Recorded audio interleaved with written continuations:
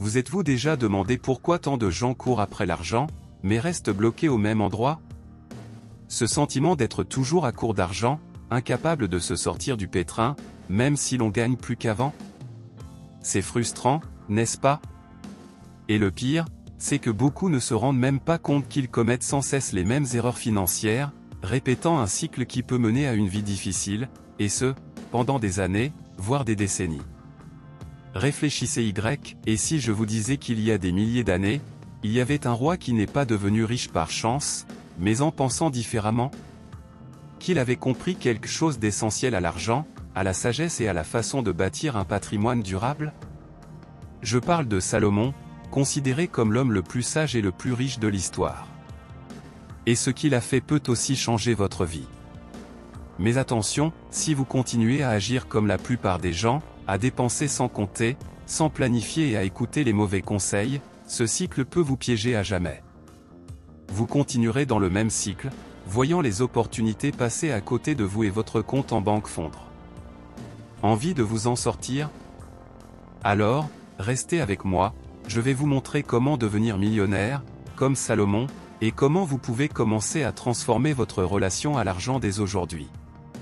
Oh, et avant de commencer, abonnez-vous à la chaîne et activez la cloche pour ne manquer aucun conseil qui peut vraiment faire la différence, pour votre portefeuille et votre vie. Faisons-le ensemble. Pensez si quelqu'un vous mettait un chèque en blanc et vous disait aujourd'hui, écrivez ce que vous voulez, que mettriez-vous? 1 million? 10 millions? Une maison sur la plage? Écoutez bien, Salomon a eu exactement cette opportunité, mais ce n'était pas une banque qui la lui offrait, c'était Dieu lui-même. Et, contrairement à la plupart des gens, il ne demandait ni argent, ni pouvoir, ni gloire. Savez-vous ce qu'il demandait? La sagesse. Mais regardez les détails, sa demande n'était pas philosophique. Elle était pratique. Il savait que, sans sagesse, toute richesse qu'il recevrait pourrait devenir un problème. Il la dépenserait mal, ferait confiance aux mauvaises personnes, prendrait de mauvaises décisions. Et après? Il finirait pauvre avec une réputation de roi. Alors il fit ce que ferait un vrai millionnaire, il demanda l'intelligence avant la richesse. Et que s'est-il passé? Grâce à cet état d'esprit, il reçut les deux, la sagesse et la richesse. Et ce n'était pas rien, non. Salomon devint si riche que l'or était plus courant que la pierre à Jérusalem. Il était pratiquement milliardaire dans l'Antiquité. Imaginons maintenant cela dans notre réalité. Beaucoup de gens veulent devenir riches, mais ne réfléchissent pas à la façon dont ils vont gérer leurs revenus. Ils obtiennent une augmentation et dépensent tout le même mois. Ils reçoivent un héritage et, 2 ans plus tard, ils sont endettés. Ce n'est pas une question de revenus, mais de comment on en fait. La sagesse financière, c'est savoir dépenser, épargner, ou investir, savoir quand dire non, et savoir être patient. C'est comprendre que se mettre en avant n'est pas un signe de richesse, mais plutôt de besoin. Envie de vous comporter comme un vrai millionnaire, à la manière de Salomon? Alors, avant de chercher à gagner plus, essayez de mieux comprendre. Car les sages ne perdent jamais d'argent pour rien. Et quand ils le font, ils savent se relever plus vite qu'ils ne sont tombés. Avez-vous déjà vu quelqu'un qui gagne beaucoup, mais qui est toujours dans le rouge? Est-il toujours en train de courir après son prochain salaire, achetant des choses dont il n'a même pas besoin, juste pour frimer? Regardez Salomon. Quand il monta sur le trône, il ne s'acheta pas un char d'or pour parader. Savez-vous ce qu'il fit? Il commença à planifier le plus grand projet de sa vie, la construction du temple de Jérusalem. Un projet si bien pensé qu'il lui fallut des années pour le réaliser, mais il devint un symbole de grandeur, de respect et, oui, de grande prospérité. Il ne se souciait pas d'impressionner à court terme. Il construisait quelque chose qui aurait de la valeur pour des générations. C'est ça la réflexion stratégique. C'est ça l'état d'esprit du millionnaire. Et voilà le problème, financièrement, beaucoup de gens vivent comme des consommateurs, ils ne pensent qu'au présent. Ils dépensent à la va-vite, investissent sans comprendre, s'endettent pour des choses dont ils n'ont même pas besoin. Mais ceux qui pensent comme Salomon agissent comme des bâtisseurs. Ils se demandent, ce que je fais me rapportera-t-il dans le futur? Ils ne sont pas pressés de frimer. Ils sont pressés de se structurer. Voulez-vous connaître la différence entre un millionnaire et quelqu'un qui n'a que de l'argent? C'est que les millionnaires investissent avec un objectif. Ils achètent des actifs, pas seulement des passifs. Ils préfèrent se constituer un revenu qui s'étalera sur des décennies plutôt que de tout dépenser en une semaine juste pour prendre une belle photo. Alors, si vous voulez vivre dans la stabilité, cessez de dépendre de la chance ou des salaires des autres, pensez à long terme. Il ne s'agit pas de ce que vous pouvez acheter maintenant. Il s'agit de ce que vous pourrez maintenir et multiplier dans 5, 10, 20 ans. C'est ce que Salomon a fait. Il n'a pas couru. Il a construit. Et vous? Continuerez-vous à acheter ou commencerez-vous à construire? Imaginez la scène suivante, Salomon, le roi le plus riche et le plus sage de son temps, assis sur son trône, l'or partout, à la tête d'une nation entière. Réfléchissez Y. Pensez-vous qu'il a tout fait tout seul? Qu'il a tout décidé en se fiant uniquement à son instinct? Absolument pas. Salomon était trop intelligent pour tomber dans ce piège. Il savait que, malgré sa sagesse, il ne savait pas tout. C'est pourquoi il s'est entouré des meilleurs, des conseillers expérimentés, des dirigeants de confiance, des stratèges de guerre, des gestionnaires administratifs, des hommes formés dans divers domaines. Et pourquoi est-ce important quand on parle d'argent? C'est simple, les vrais riches ne s'isolent pas. Ils s'entourent de ceux qui en savent plus dans des domaines qu'ils sont encore en train d'apprendre. Le millionnaire qui a cet état d'esprit comprend que les mauvais conseils coûtent cher et que les bons conseils multiplient tout. Pensez au nombre de fois où nous entendons les opinions de personnes qui n'ont jamais rien bâti. Le collègue qui parle mal d'investissement, mais qui est toujours endetté. La personne qui décourage votre projet, mais n'a jamais eu le courage de tenter le sien. Si vous écoutez ce genre d'opinion, vous savez déjà où cela vous mènera, la médiocrité déguisée en conseil. Salomon a fait le contraire. Il a recherché des personnes expérimentées et solides. Et c'est particulièrement vrai pour le côté financier. Envie d'améliorer réellement votre vie financière? Ayez des mentors, des personnes qui ont déjà atteint vos objectifs. Participez à des environnements où l'on parle d'argent de manière responsable, séminaires, podcasts, livres, cours. Filtrez vos auditeurs. Parfois, un bon comptable ou un bon planificateur financier peut vous éviter une erreur qui prendrait des années à corriger. Et un conseil précieux, évitez les conseils émotionnels lorsque vous prenez des décisions financières. Les personnes qui vous aiment pourraient vouloir vous protéger au point de vous empêcher de progresser. Salomon le savait. Il écoutait les sages, pas seulement les plus âgés, mais aussi les plus préparés. Et c'est pourquoi il est resté au top. Parce que ceux qui sont entourés de personnes intelligentes prennent de meilleures décisions.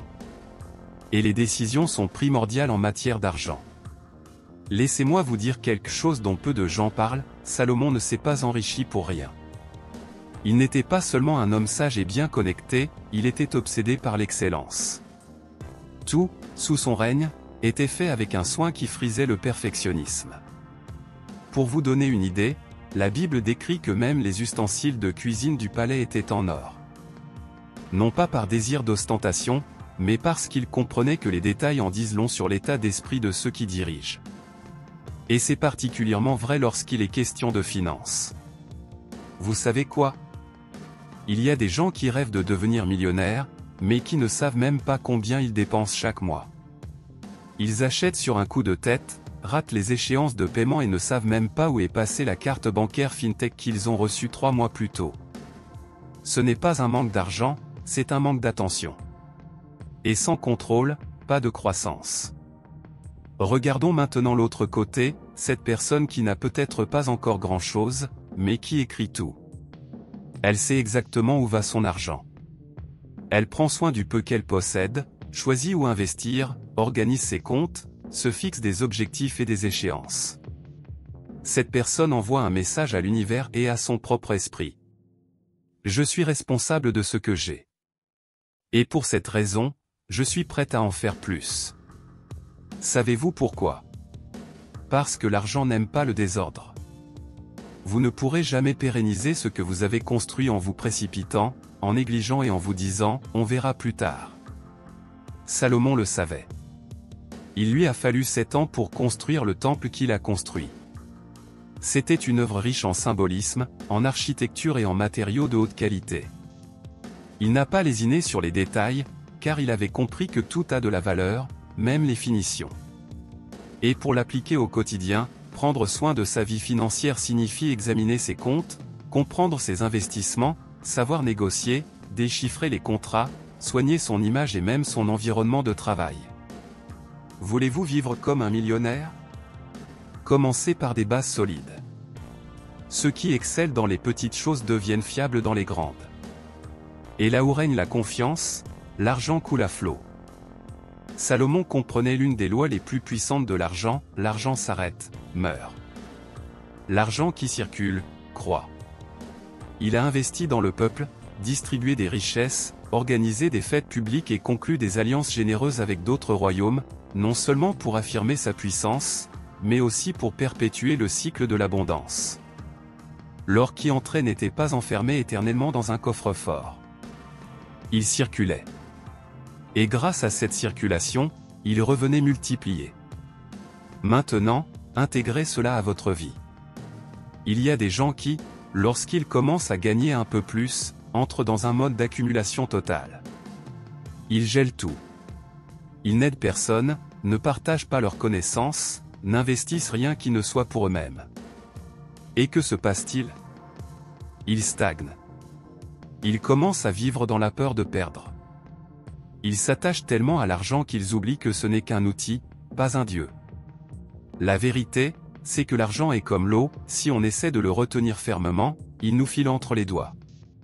Mais si vous comprenez le flux donner, recevoir, investir, redonner, alors vous pouvez créer un système de prospérité durable.